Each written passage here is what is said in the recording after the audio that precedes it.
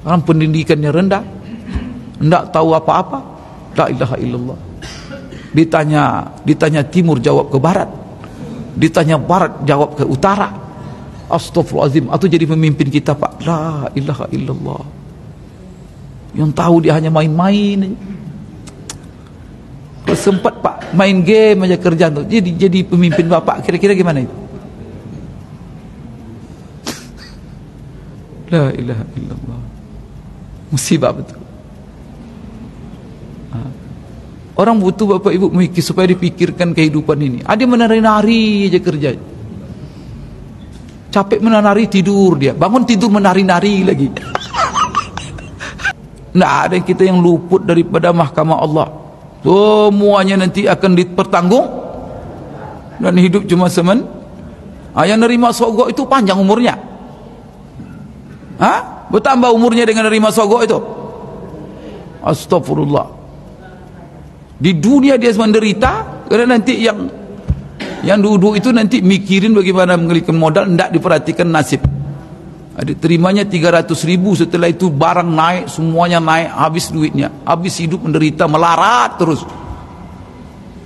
Karena masalahnya apa? Otak tak pakai. Maka orang-orang yang menerima sogok itu otak tak jalan sama sekali.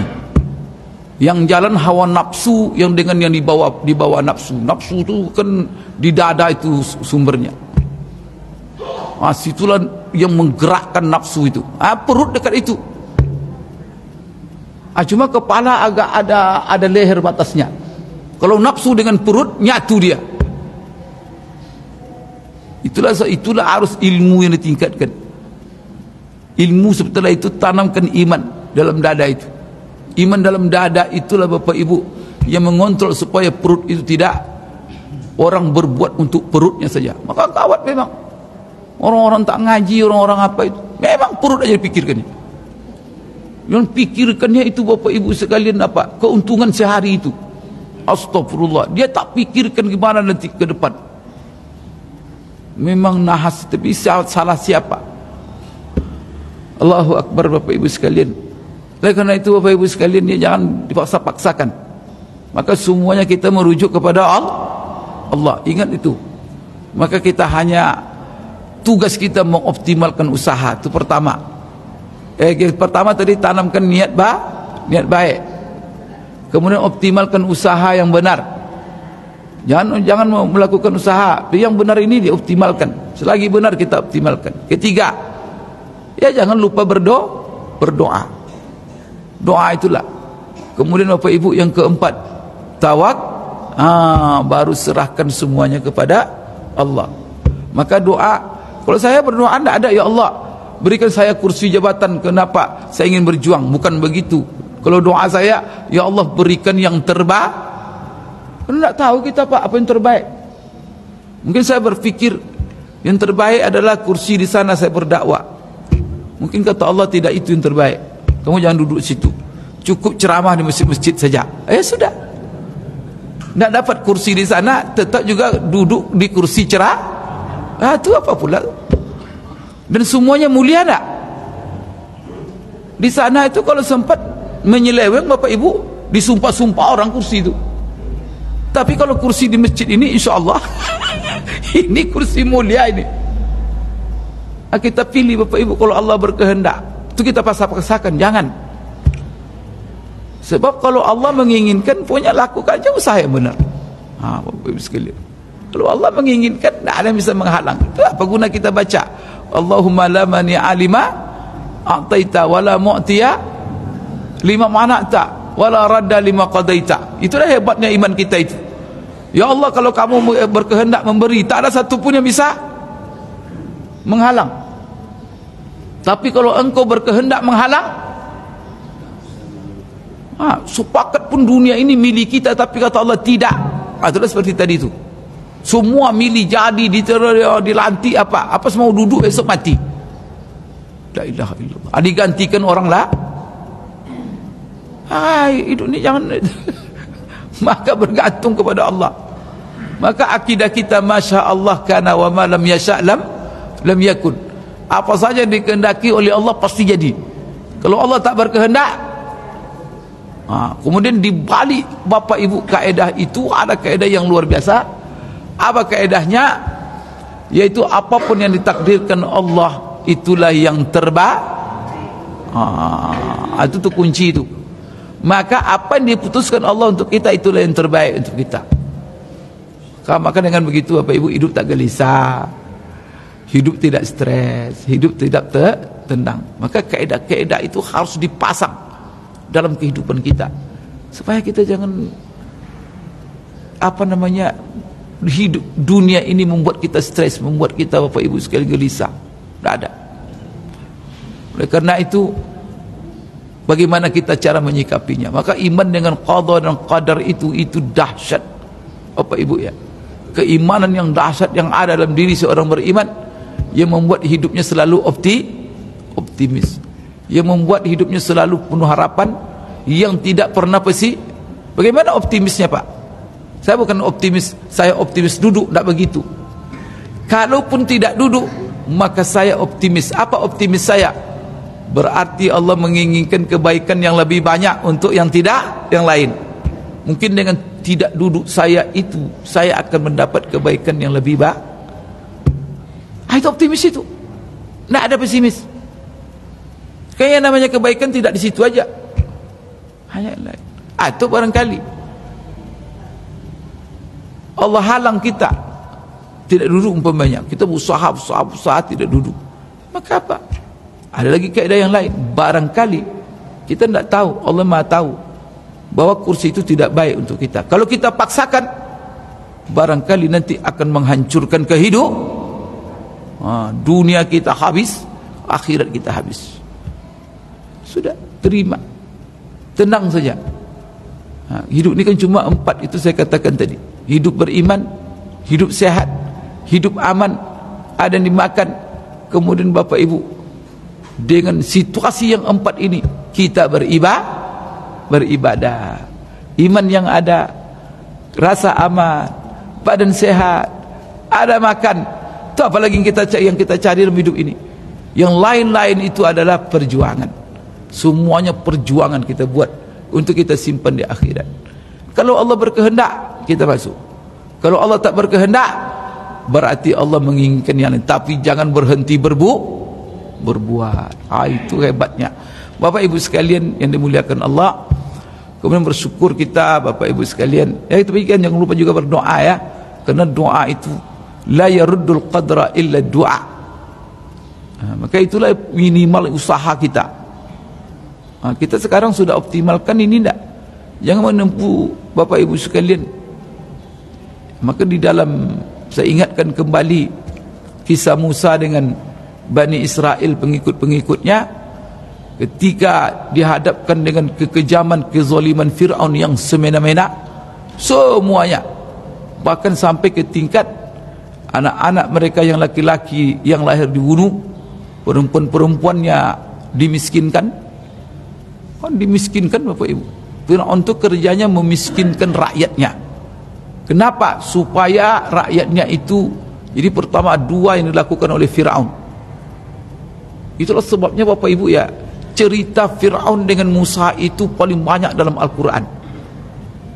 Saya selalu katakan, tahu Bapak Ibu berapa kali Nabi Musa itu disebut oleh Allah namanya dalam Quran?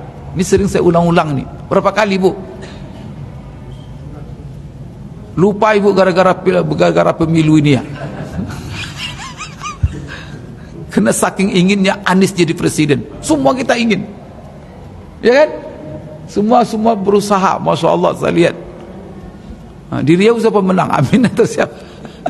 Ada keinginan itu, kemauan itu kan niat namanya itu. Dan Ibu sudah dan sudah ditusuk, dicoblos, ya sudah. Kita berpahala atas niat yang telah kita lakukan. Niat kita apa? Tetapi Bapak Ibu, Allah kisahkan kepada kita, kenapa? Kisah Bapak Ibu sekalian, Nabi Musa itu paling banyak dalam Quran itu. Berapa kisah Musa itu?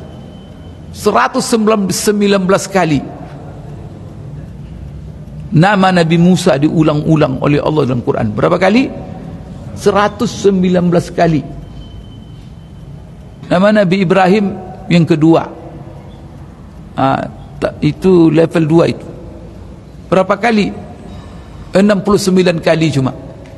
Jauh jaraknya itu, Pak. Nama Nabi kita Muhammad sallallahu alaihi wasallam cuma 4 kali dalam Quran itu. Kenapa Nabi Musa ini kok terlalu banyak? Dan kisahnya mulai dari dia lahir lagi kisahnya.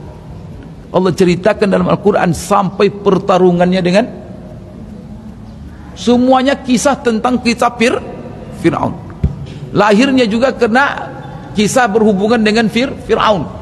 Karena Fir'aun bermimpi bahwa kekuasaannya akan digoyang oleh seseorang, sehingga tukang-tukang sihir dan tukang tenunnya berfatwa kepada Fir'aun, akan ada orang yang akan mengganggu kekuasaannya. Siapa dia? Laki-laki.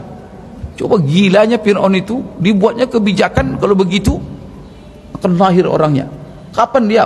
Dia masih belum lahir dan dia akan lahir. Kapan lahirnya? Ya sekarang ini, kata tukang sihir itu, tukang tenunnya. Apa kebijakannya? Kalau begitu, karena dia akan menggoyang kekuasaan saya, semua laki-laki, bayi laki-laki dibunuhnya, Pak. Itulah kebijakan Fir'aun. La ilaha illallah. Terbayang. Saking untuk melanggengkan kekuasaannya, bukan memaksa-maksa Pak Kades, mengancam-ngancam Pak Kades ini membunuh. Kalau memaksa-maksa Pak Kades itu biasa, itu terancam Pak Kades, terancam semuanya. Pegawai negeri membuat pernyataan, semuanya. Itu biasa pernyataan, buat aja pernyataan itu nanti. Jangan pilih dia dalam kotak itu. Apa salahnya? Kalau Fir'aun langsung hilang, Pak. Ya artinya apa? Ya barangkali ancaman-ancaman yang kita hadapi masih belum seberat dibanding dengan ancaman bagaimana Fir'aun untuk melanggengkan. Kemudian ini juga mengingatkan kepada umat Rasulullah. Kenapa kisah Fir'aun dan Musa? Karena Bapak Ibu, Islam ini tegak dengan kekuasaan. Itu sebenarnya itu isyaratnya. Kalau tak berkuasa, maka apa? Islam tidak seperti agama lain. Hanya masalah-masalah hubungan dengan Allah, ibadah saja. Tetapi Islam hadir menata seluruh kehidupan. Bayangkan. Untuk bisa menata kehidupan Bapak Ibu seluruhnya. Urusan pendidikan, keluarga, ekonomi, semuanya diatur. Itu bisa Bapak Ibu dipraktekkan tanpa kekuasaan. Hukum umpamanya pidana, siapa yang membunuh dia dibunuh, siapa yang mencuri potong tangannya, siapa yang semena-mena terhadap mengancam keamanan orang lain, itu jazaul hirabah namanya, pengacau, maka bisa disalib, bisa digantung hidup-hidup. Macam-macam Bapak Ibu sekalian dalam Quran. Itu gimana bisa mempraktekkan itu? Kalau tidak ada kekuasaan tak bisa terpraktekkan. Seperti hukum kisos, bisa kita masing-masing. Ya, kalau hukum mencuri umpamanya, kalau ada yang mencuri kita tangkap sama-sama, setelah itu kita ambil parang, kita potong tangannya, boleh? Boleh Bapak Ibu sekalian? Tidak boleh sama sekali, haram hukum. Itu membuat kekacauan namanya itu. Maka daripada itu, kalau Bapak potong tangan orang itu kacau, maka lebih baik tak potong tangan. Maka itu sekarang kita terima. Karena kalau kita paksakan seperti itu, ada umat Islam sekarang di penjara kita semua. Kenapa kita diam sekarang? Banyak orang mencuri, dapat kita potong tangannya, padahal itu hukum Allah. Karena kita tahu bahwa itu tak bisa dilaksanakan kecuali dengan kekuasaan. Maka itulah umat Islam berebut-rebut. Tidak ada apa kompetisi. Itu bisa kita lakukan. Maka seharusnya kita maksimalkan usaha. Bagaimana mendudukkan orang-orang yang bisa nanti besok memutuskan siapa yang mencuri potong tangannya. Bisa nggak? Bisa. Kenapa tidak bisa? Itu tergantung persetujuan DPR aja. Dan tidak mesti itu dibungkus dengan platform negara Islam. Tidak. Kalau umpamanya apa menyetujui umpamanya 2/3 bahwa siapa yang mencuri, siapa korupsi, potong tangan. Jadi enggak?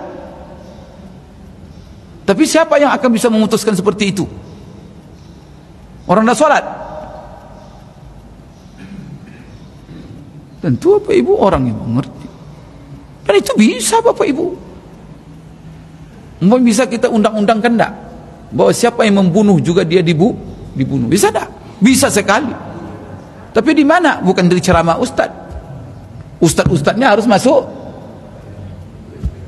Nah, gitu aja. Nah, kita kalau sudah berusaha umpamanya jemaah-jemaah yang baik memasukkan ustaz ke sana, enggak masuk ya. Berarti apa? Ya belum ditakdirkan oleh Allah. Kan itu aja. Atau umpamanya kita masih kurang usaha kita, biasa kita seriuskan ke depan terus begitu. Tapi usaha itu harus ada. Tapi kalau seandainya orang-orang tak peduli dengan agama, tak peduli Bapak Ibu, teguli perutnya saja, maslahat, jabatan, tahta, nafsu itu aja. Bagaimana memikirkan Bapak Ibu supaya agama tegak? Saya selalu katakan di mana-mana. Karena ketika saya kampanye ditanya kenapa Ustaz masuk politik, ya saya bilang karena negara kita ini bukan negara Islam, kita negara demokrasi, tapi nilai-nilai Islam, hukum-hukum Islam itu bisa kita praktekkan, bisa kita golkan, tapi lewat undang-undang. Maka coba menikah secara Islam, ada undang-undangnya enggak? Di mana undang-undang itu diperjuangkan? Dibuat di masjid itu kemarin, kan di parlemen Pak undang-undang itu. DPR yang membuatnya. Maka undang-undang sekian mengatur pernikahan, bahwa umat Islam menikah sesuai dengan agama, dan itu dilindungi, diatur. Jadi undang-undang dia. Siapa yang masuk penjara Pak? Siapa yang tidak apa itu menyalahi. Begitu juga ekonomi syariah. Membuat bank yang sesuai dengan syariah. Di mana tempatnya? Undang-undang juga. Bisa. Ini alhamdulillah bisa. Sudah banyak undang-undang Indonesia ini mengatur tentang ekonomi syariah. Asuransi syariah, ini syariah. Itu di mana perjuangannya? Di situ juga. Oh, bisa nanti satu saat hukum pidana kita jadikan sebagai materi undang-undang, yang mencuri dipotong tangannya, bisa. Di situ aja sepakat orang itu nanti dengan logika rasionalnya, karena hukum itu yang penting bagaimana membuat efek jerah. Kalau orang yang mencuri, korupsi, jerah dengan dipotong tangannya, kenapa tidak? Potong tangan para koruptor itu semua. Tapi isinya orang korupsi, isi semua, bagaimana mau dia? Karena tangannya hilang nanti. Karena kemarin dia naik pun pakai itu masalahnya, dia naik pun pakai korupsi, sesogoknya itu. Masyarakat Anda berakal itu, yang hidupnya hanya untuk perutnya aja. Sesogoknya semua duduk dia. Dia sendiri sudah memang duduk di korupsi, itu disuruh pula dia membuat undang-undang potong yang korupsi. Mana mau dia yang pertama menantangnya, karena terbayang oleh dia tangannya dipotong. Karena dia berbuat itu dia. La ilaha illallah Bapak Ibu. Itulah. Ya, jadi intinya Bapak Ibu sekalian, kita jaga keamanannya, pertimbangan maslahat dan mudarat. Jangan emosional. Nah, saya lihat di YouTube itu, lihat kalah jargonnya nangis-nangis. Apalah nangis-nangis? Beratap-beratap. Itu cengeng namanya. Bapak Ibu sekalian, kita ada hal-hal ukuran-ukurannya. Maka Nabi Musa alaihissalam, tadi saya ceritakan kenapa banyak sekali cerita Fir'aun dengan Musa dalam Quran, yang mana Quran itu pedoman umat Nabi Muhammad SAW, pedoman kita itu kan. Dan Allah tak letakkan satu kata pun dalam Quran itu kecuali pedoman hidup. Tapi kok banyak dia menceritakan pertarungan Musa dengan Fir'aun. Itu aja ceritanya sampai 119 kali. Itu apa itu Bapak Ibu sekalian? Karena yang akan dihadapi oleh umat Nabi Muhammad dari zaman ke zaman adalah manusia model-model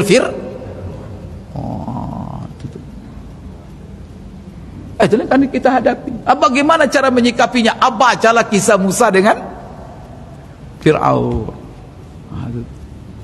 Kadang-kadang setelah langgeng betul kekuasaan Fir'aun itu, azab umat Nabi Musa.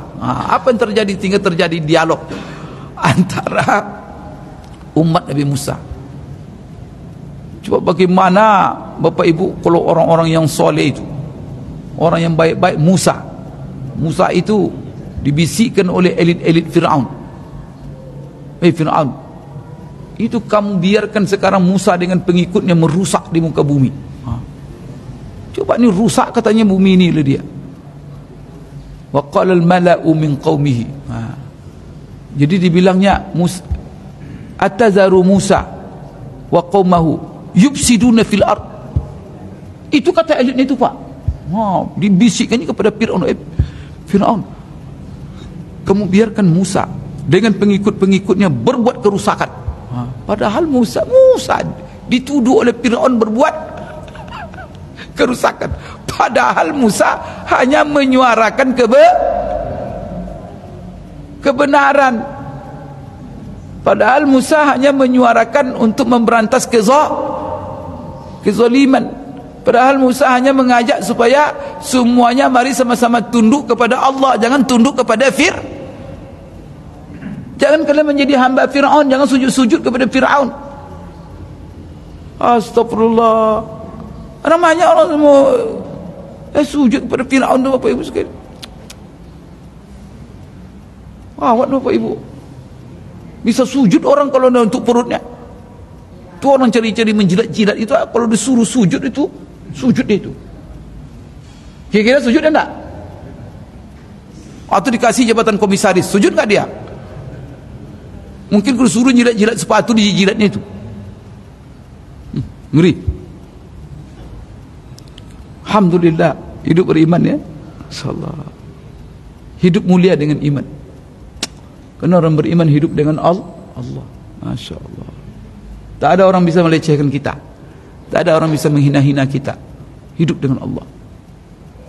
Bapak Ibu ya, pesan kepada anak-anak kita, nak, rezeki Allah yang kamu cari itu makan tiap hari cuma. Jangan lebih dari itu nak. Kalau lebih dari itu kamu nanti menghalalkan segala cara.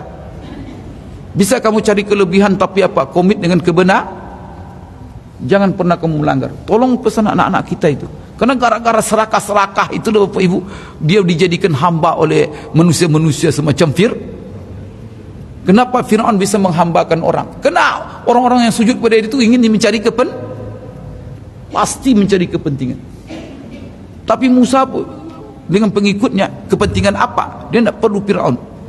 Karena hidupnya dengan Allah. Maka dia tegar di hadapan Fir'aun. Maka Fir'aun diburunya Musa. Sampai kisahnya Bapak Ibu diusir, diburu, mau ditangkap semua, dibunuh.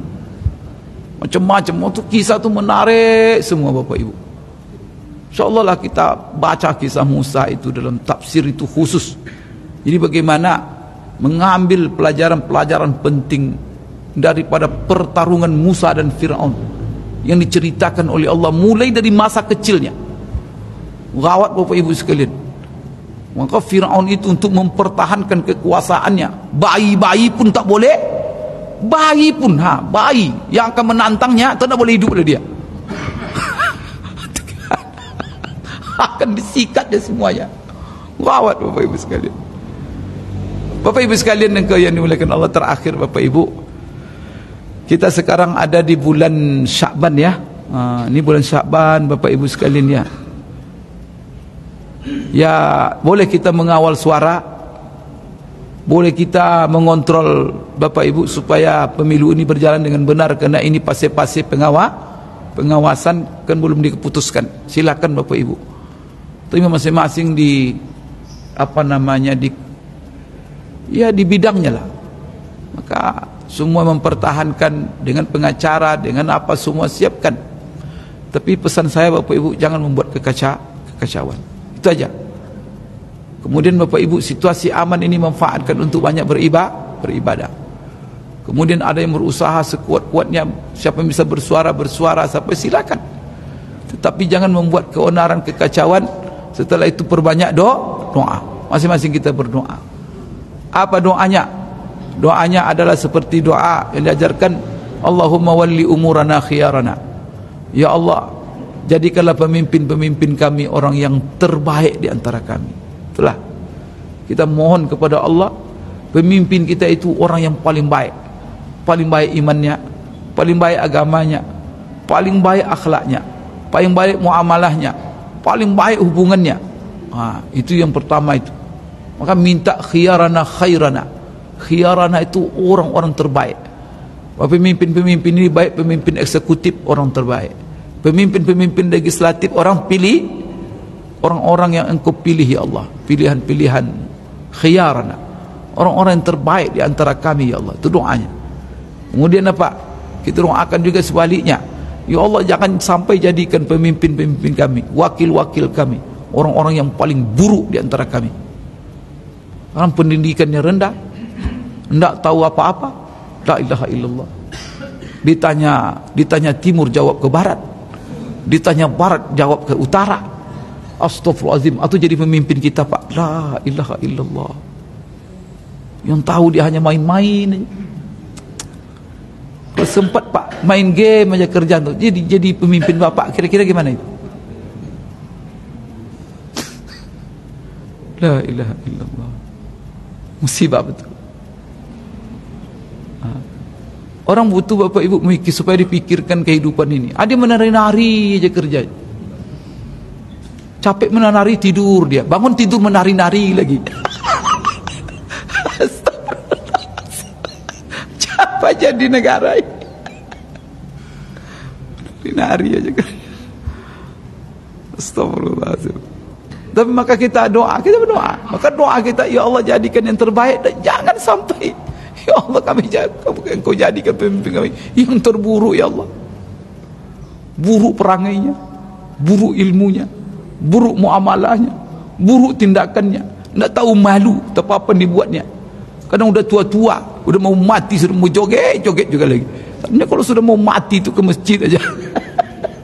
Kalau sudah mau mati itu ibadah aja. Ya bapak-bapak dia macam joget dia, astagfirullahaladzim. Apalagi kalau sudah umur di atas 50. La ilaha illallah. Bapak Ibu sekalian, kita memohon kepada Allah supaya ya, doa. Kemudian yang lebih penting lagi Bapak Ibu, ini ada doa ketiga. Ini masalah pemimpin juga ini. La tusallit alaina bizunubina man la yakhafuka wa la yarhamna. Itu doanya. Ya Allah, jangan sampai Engkau tunjuk untuk kami penguasa. Itulah pentingnya kekuasaan itu dalam Islam Pak. Maka jangan tidak ada hubungan politik kekuasaan dengan Islam. Coba doa-doa saja, doa-doa kekuasaan yang diajarkan Rasulullah kepada kita. Doa pemimpin Pak. Jadikan pemimpin kami yang terbaik, jangan jadikan pemimpin kami, ya Allah jangan Engkau jadikan orang yang berkuasa terhadap kami gara-gara banyaknya dosa kami, banyaknya maksiat kami, sehingga Engkau dudukkan untuk kami orang-orang yang tidak ada rasa takut kepadamu ya Allah. Tidak ada takut dia kepadamu ya Allah, dan dia tidak ada sayang sama sekali kepada kami. Kerjanya menzolimi saja, kerjanya memperbodoh, yang kedua memiskin, tidak ada rasa sayang. Itu doa itu yang diajarkan Nabi. Jangan sampai ditegakkan ataupun berkuasa terhadap kami ya Allah orang yang tidak takut kepadamu dan tidak sayang kepada kami ya Allah. Sebab Bapak Ibu, kalau tidak takut kepada Allah, siapa lagi tempat takutnya? Kalau dia tidak takut kepada Allah, maka dia semena-mena la ilaha illallah. Kalau tidak sayang dia Bapak Ibu, astagfirullah, azab rakyatnya. Maka kita mohon kepada Allah supaya apa? Tapi kadang-kadang kenapa dihubungkan dalam doa itu antara pemimpin yang tidak sayang kepada kita akan dipimpin kita oleh orang yang tidak takut kepada Allah, yang tidak sayang kepada kita dihubungkan dengan dosa. Berarti apa? Perbuatan dosa maksiat yang kita Bapak Ibu sekalian lakukan akan dihukum kita oleh Allah. Salah satu hukuman Allah terhadap orang-orang pelaku dosa, dia dipimpin oleh manusia-manusia yang tidak takut kepada Allah. Mereka akan dipimpin oleh orang-orang yang tidak menyayangi mereka. Astagfirullah. Itu gawat sekali. Kita ni Bapak Ibu, kalau Allah sayang kepada kita, kita kadang-kadang tak solat tapi tetap diberi rezeki. Tapi kalau Bapak Ibu cobalah, kalau kita berada di kepemimpinan orang yang tidak penyayang, kemudian tak mau kita melakukan apa yang disuruhnya, dilaparkan, bahkan bukan hari laparkan, dimasukkan kita ke, kalau tak mau apa kata dia. Kalau Allah sayang sama kita, masih dikasih kita di dunia ini, kemudian diberi kita kesempatan mau tobat atau tidak, maka didoakan saja Bapak Ibu sekalian. Saya itu serahkan semuanya kepada Allah, jangan lupa berdoa itu. Maka mungkin Imam Ahmad ketika Bapak Ibu sekalian dia ditanya, kalau kamu diberikan satu kesempatan doa yang mustajab, satu kesempatan lagi, satu saja Allah berikan, doakan satu yang mustajab, apa yang kamu doakan untuk satu doa itu? Maka dia bilang apa? Saya doakan untuk pemimpin yang adil. Ya Allah, berikan pemimpin. Itulah pentingnya pemimpin itu, karena manfaatnya luar biasa Bapak Ibu sekalian. Kalau sudah dia adil, doakan. Maka juga begitu, kalau sempat kita umpamanya Bapak Ibu sekalian dipimpin naik duduk, kita semua sudah berusaha mencari yang terbaik, karena kita doa itu juga Bapak Ibu, kan kita berdoa sudah, ya Allah jadikan si anu, ya Allah dia terbaik. Kita juga sudah berusaha, lalu tidak juga menang, jangan dipaksakan. Allah berkehendak lain, itu menantang kekuasaan Allah, ya sudah. Tapi kita tetap juga berdoa, jangan lupa berdoa, supaya apa? Pemimpin yang tadi tidak baik, yang tidak kita inginkan umpamanya, maka apa? Kita tetap doakan. Doakan apa? Supaya mendapat hidayah. Ya Allah berikanlah hidayah, ya Allah balikkan hatinya, ya Allah jadikan dia orang baik. Maka mendoakan pemimpin itu penting.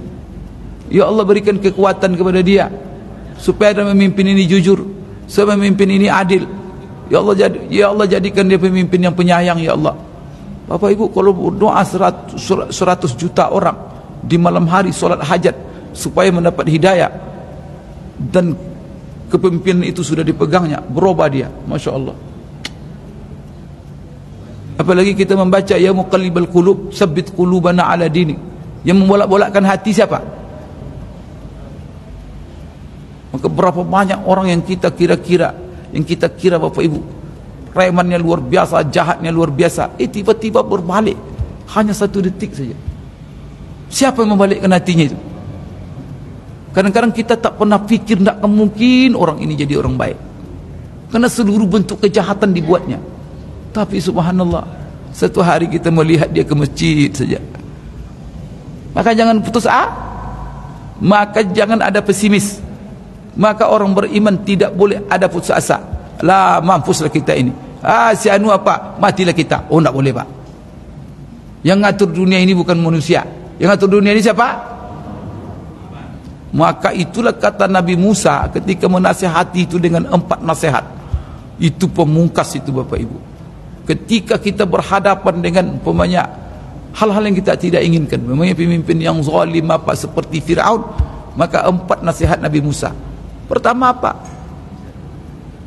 Isbiru, sabar. Wasta'inu billah, jangan lupa berhenti berdoa kepada Allah. Doa. Yang ketiga, jangan kamu pesimis, jangan kamu putus asa. Innal arda lillah yurisuha man yasha'u min ibadi. Bumi ini milik Allah. Kan itu kata Nabi Musa. Penekanan itu yang penting. Bumi ini milik Allah. Allah yang mengatur bumi ini. Dia yang mengatur siapa yang memimpin, siapa yang dipimpin. Bukan kalian yang mengatur. Kalian cuma berusaha. Tapi siapa yang memimpin itu bukan urusan kalian. Itu Allah, dan Allah punya hikmah semuanya. Kenapa si anu? Cuman kita orang beriman tangkap hikmah itu.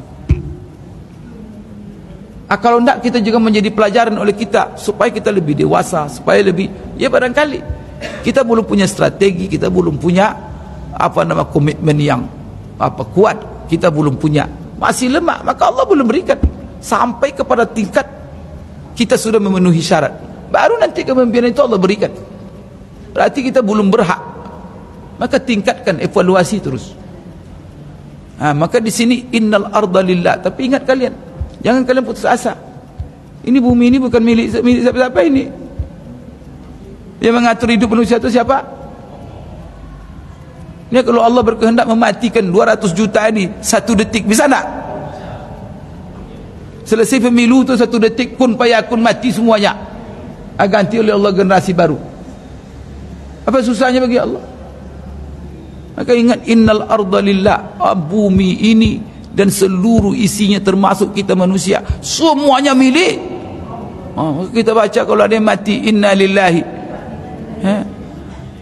Ya Allah, kami mati, gimana kami mau apa, kami ya Allah mati, mau melompat pada yang mati. Istri kita mati yang kita cintai, suami ibu meninggal dunia, maka apa langsung baca inna lillah, kerana suami bukan milik kita, istri bukan milik kita, semuanya milik Allah. Maka apa, sudah kita menyerah. Begitu. Kemudian apa yang penting dikata Nabi Musa, yang penting jaga istiqamah kalian dalam segala situasi, karena Allah berjanji. Apa itu istiqamah? Wal aqibatu lil muttaqin. Kemenangan itu pasti, kata Allah, saya berikan kepada orang-orang yang bertakwa. Maka apa, tingkatkan selalu ketakwaan kita kepada Allah. Itu pesan Allah yang luar biasa itu. Maka Bapak Ibu, berapa? 4 ya. Pertama, sabar. Sabar itu bukan berarti tidur. Sabar itu sabar itu namanya. Sabar itu bekerja keras apa saja yang bisa kita lakukan tapi benar. Untuk mempertahankan kebenaran. Kenapa? Karena baru sabar itu setelah hak. Itu pekunci sabar. Sabar dalam iman, sabar tetap beramal soleh, sabar dalam memperjuangkan kebenaran, sabar. Tapi jangan juga Bapak Ibu melanggar. Maka itulah arti wal asri innal insana lafi khusrin illa alladzina amanu wa amilus solihat wa tawasau bil, baru wa tawasau bis sabar. Jadi sabar, berdoa selalu, kemudian yakin, jangan frustasi, jangan sampai pesimis, jangan putus asa. Innal arda lillah. Kemudian Bapak Ibu sekalian, harapkan dalam segala situasi kebaikan. Walaupun realita situasi itu buruk, tapi apa? Kita juga tetap harus mendapatkan kebaikan. Situasi buruk untuk apa Bapak Ibu? Ladang dakwah. Ya nak? Maka umpamanya apa? Kita jangan menghindar, lari daripada kenyataan. Karena kenyataan itu sendiri ladang amal. Karena kalau baik semua, tidak ada pula ada ladang dakwah kita. Kan begitu. Maka Rasulullah diturunkan di manusia yang paling bobrok dalam di dunia ini, di tengah-tengah orang jahil. Maka pahalanya itu. Situlah perjuangan kita sampai mati. Dakwah. Itu. Maka ya 4 tadi ya, sabar, jangan lupa selalu berdoa, dan jangan putus asa dengan keyakinan bahwa hidup ini yang mengatur Allah. Dan ingat, kemenangan hanya di tangan orang-orang yang bertakwa. Itu janji Allah. Oleh karena itu apa? Itu mengingatkan sejauh mana ketakwaan kita kepada Allah, baru berhak kita untuk menerima kemenangan itu. Itu Bapak Ibu dapat saya sampaikan. Maka bulan Sya'ban ini, mari kita Bapak Ibu perbanyak apa kata Rasulullah ataupun dilakukan Rasulullah, memperbanyak puasa. Maka kemudian mempersiapkan diri Bapak Ibu menjelang masuknya Ramadan, karena aroma Ramadan sudah tercium di hari-hari ini. Maka jangan lupa banyak berdoa, kemudian berniat untuk Bapak Ibu supaya Allah, kalau Allah sampaikan kita nanti ke bulan Ramadan itu, kita berjanji akan memaksimalkannya. Kan biasa kita bernazar, ya Allah kalau sehat badan nanti saya akan begini-begini. Maka pasang niat, ya Allah kalau Engkau berikan nanti umur panjang sampai Ramadan, saya bertekad ya Allah, Ramadan ini kalau saya masuk, saya akan mengkhatamkan Quran 100 kali. Itu umpama. Buat komitmen supaya Allah panjangkan umur kita. Contoh itu. Ya Allah, saya Ramadan ini kalau seandainya Engkau berikan ya Allah, saya takkan luput berjamaah di masjid. Ya Allah, akan saya tingkatkan zikir saya. Ya Allah, saya akan tingkatkan sedekah saya. Ya Allah, jadi buat janji-janji dengan Allah, komitmen niat. Tapi actionnya apa? Lihatkan kenyataan niat kita itu. Semenjak bulan Rajab, maka kita umpamanya apa? Ya Allah, saya akan memaksimalkan puasa saya. Maka latih puasa dari Sa'ban ini. Bukti bahwa apa? Keinginan kita Ramadan itu nanti terbukti. Maka apa? Yang namanya niat baru disebut niat kalau ada action. Ada nanti kalau saja niat itu tapi tidak ada action sama sekali. Maka bapak kalau berniat haji harus ada bukti apa bapak ibu berniat haji. Maka bapak sudah store berapapun duit, daftar bapak, kemudian bapak usahakan panting tulang cari duit, mati nak jadi haji, pahala haji dapat, innamal a'malu. Maka baru disebut niat kalau dibaringi dengan action. Tapi kalau baru kepengen itu angan-angan, itu namanya. Dia saya mau haji, saya itu tidur malas saja, itu berangan-angan namanya itu. Nak akan dapat pahala itu. Begitu juga, ya Allah, saya ni panjangkan umur saya ke Ramadan. Kalau saya sampai Ramadan nanti, saya akan puasa apa? Tapi selama Sa'ban ini tidak ada bukti bahwa dia berniat untuk memaksimalkan. Maka kalau apa? Ada niat. Ya Allah, besok saya baca Quran nanti. Maka dari bulan Sa'ban dia sudah mulai baca Quran saja, melatih diri. Tiba Ramadan nanti, Masya Allah. Karena kalau sudah terbiasa, kalau satu kali khatam, maka coba satu khatam, besok 2 kali khatam sehari. Tapi coba Sa'ban ini 1 kali khatam dulu, dilatih dulu, besok terbiasa. Jangan besok pas satu Ramadan langsung baru mulai, itu bergelimpangan nanti itu. Maka kalau satu Ramadan baru mulai puasa, jangankan bapak ibu sekalian membaca Quran lagi, pergi bekerja pun libur semuanya. Maka sepi bumi ini. Rupanya apa? Tidur semuanya, kena kelelahan berpuasa. Karena sebelumnya tak berlatih. Tapi coba ketika dia berlatih sudah bulan Sa'ban dia puasa. Pas hari pertama dia biasa, semua aktivitas jalan, pekerjaan jalan. Itu dapat saya sampaikan, mohon maaf kekurangan. Terima kasih atas segala perhatian. Aku qouli hadza wa astaghfirullah li wa lakum. Subhanakallahumma rabbana wa bihamdik, asyhadu an la ilaha illa anta, astaghfiruka wa atubu ilaik. Wabillahi taufiq wal hidayah. Assalamualaikum warahmatullahi wabarakatuh. Alhamdulillah Rabbil Alamin, telah sampai kita ikuti kajian pada pagi hari ini. Dan sebelum saya menutup kajian pada pagi hari ini, di sini kami mengajak jemaah sekalian, sebelum jemaah sekalian nanti beranjak pulang untuk sama-sama